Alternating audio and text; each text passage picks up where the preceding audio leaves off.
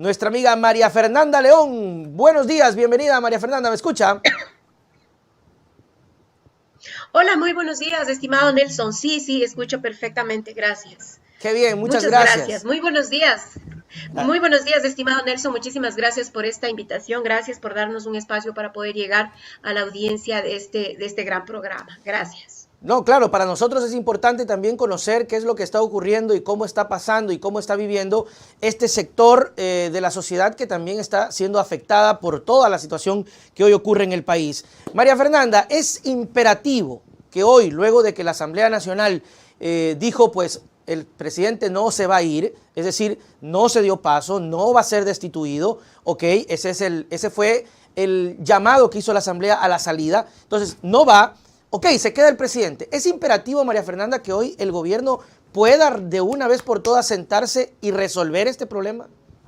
Claro, es imperativo y sobre todo tomar en cuenta que el respaldo no es hacia una persona que está ocupando la presidencia. El respaldo es a la democracia, es decir, a la libertad de expresión, a la inclusión, al derecho de poder trabajar, de buscar un emprendimiento, de recorrer libres por las vías del país. Es imperante porque y no solamente nosotros hemos visto, de hecho, las puertas abiertas y a toda la ciudadanía nos consta que se han mantenido abiertas las puertas del diálogo desde el sector gubernamental. Eso es evidente.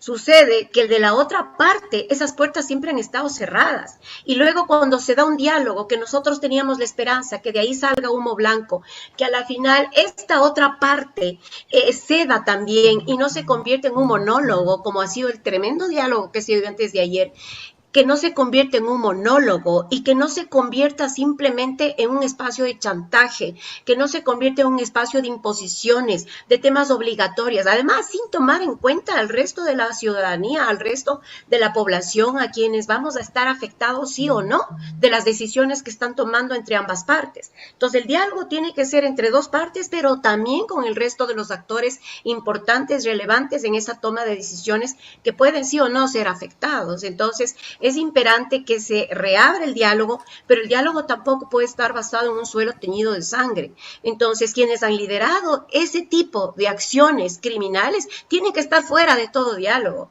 Tiene que darse un diálogo en medio de un espacio, de un territorio de paz. Se da una tregua, como ocurre en todas las guerras, en todas las batallas, salvo que sea una batalla liderada por el terrorismo, este tipo de treguas no se dan. Ahí Claro, es cuando se cierran las sí, carreteras, por totalmente de ejemplo. acuerdo. Creo que estamos de acuerdo en que la violencia no puede seguir, creo que estamos de acuerdo en que esto tiene que parar. Usted decía, María Fernanda, del diálogo, de que tal vez la contraparte no está escuchando, pero entonces usted no está de acuerdo en que un año se pasó, por ejemplo, el movimiento de la CONAIE y todos los sectores sociales solicitándole respuestas al presidente y durante ese año nunca se le dio respuesta. ¿Usted no cree que el gobierno realmente no dio la respuesta durante este año y fue quien provocó realmente este estallido ahora? Bueno, nosotros teníamos el cronograma, el plan, el presidente siempre lo había dicho. El primer año, durante los primeros 6 meses, estuvieron enfocados al tema de la vacunación, que sabemos que tomó mucho tiempo. De hecho, ese fue un caso de éxito porque se trabajó de la mano del sector privado y se logró el objetivo. Entonces, de ahí sí tenía que dedicarse a resolver otro tipo de situaciones, pero también todos sabíamos, en todos los discursos, en los mensajes, el gobierno había dicho, a partir del segundo año todo el enfoque estará direccionado hacia el tema social, hacia el tema económico, ya arreglado un poco la casa, el tema fiscal, todo esto se estaba ya planificando para el segundo año, pero resulta que ese segundo año no llegó porque se nos vinieron las movilizaciones. Entonces también si uno está golpeando la puerta y no se le escucha, también tiene que insistir, pero Claro, no a través del terrorismo. Eso claro. ya no es movilización, eso Oiga, ya es un acto de terrorismo cuando hay violencia. es como cuando usted que particularmente tiene experiencia en ventas, es como cuando ustedes venden algo y no les pagan, entonces primero es, oye, paga, oye, paga, oye, paga, ya después te vamos a quitar lo que compraste, ya después te vamos a mandar el abogado. Es igual, el movimiento indígena, hay mucha gente que pasó durante un año y esto hay que reconocer también, no es que vino con Lazo, esto vino desde mucho tiempo atrás, es decir, Lazo se sentó y las movilizaciones empezaron, si no mal recuerdo, al mes que se sentó Lazo y siempre se decía que esto era una consecuencia de lo que venía del gobierno anterior y que la gente necesitaba una respuesta, es decir, sabía el gobierno que estaba caliente las calles. Y de hecho, empieza el presidente con una muy buena aceptación. Lamentablemente, esta falta de poder escuchar a los sectores ha desembocado en esto. Usted decía algo cierto, María Fernanda, el terrorismo, la muerte. Hoy se reconoce no solamente el fallecimiento de militares, sino también de manifestantes. Entonces estamos en un momento en donde estamos contando muertos, María Fernanda. Es decir, si matan al militar, rompo el diálogo. Pero como murieron manifestantes, no me importa.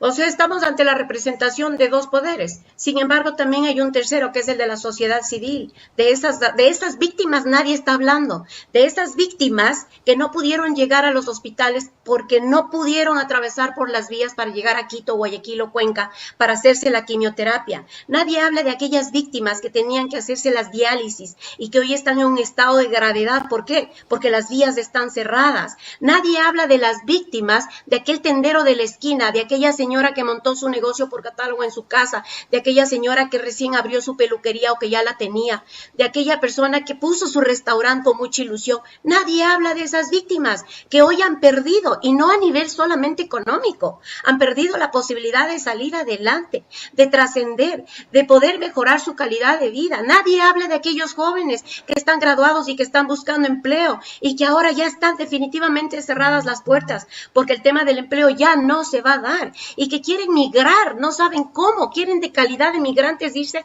fuera del país. ¿Quién habla de esas víctimas? ¿Quién nos representa al común de los cristianos? Hay un poder y otro poder. Se habla de las víctimas de por acá, que a la final sí, en los manifestantes todavía no está aclarado cómo fue que fallecieron, incluso se habla de que uno fue por muerte natural, habrá que investigar, pero lo que sí tenemos claro es que de la parte de las Fuerzas Armadas, porque hay videos, sí se ven las emboscadas, y eso está a la vista de toda la ciudadanía. No se puede tapar el sol con un dedo.